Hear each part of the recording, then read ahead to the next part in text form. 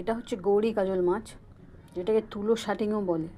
দেখুন, খুব সুস্বাদু মাছটা, টকটক ভাব খেতে আর খুব টেস্টি। আপনারা খেয়েছে কি না জানি না, বাট যদি খেয়ে থাকেন তারা তো জানবেনই, খুব টেস্টি হয় মাছটা। আর এই বিটের কাছ দিয়ে একটা সিঁড়ি থাকে, যেটাকে আমি কেটে পরিষ্কার করে নিয়েছি। এখান দিয়ে একটা সিঁড়ি থাকে, এই যে দুপাশেই থাকে, কেটে বাদ দিয়ে দিয়েছি। তারপরে এই যে এরকম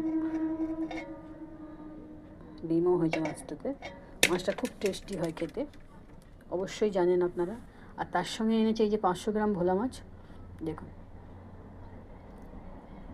বড় বড় চারটে পাঁচটা 500 গ্রাম হয়েছে মাছটা। একটা মাছ 100 গ্রাম করে, দেখতে হয়তো ছোটো লাগছে কিন্তু ছোটো না মাছগুলো। আর এই যে 200 গ্রাম চিংড়ি মাছ।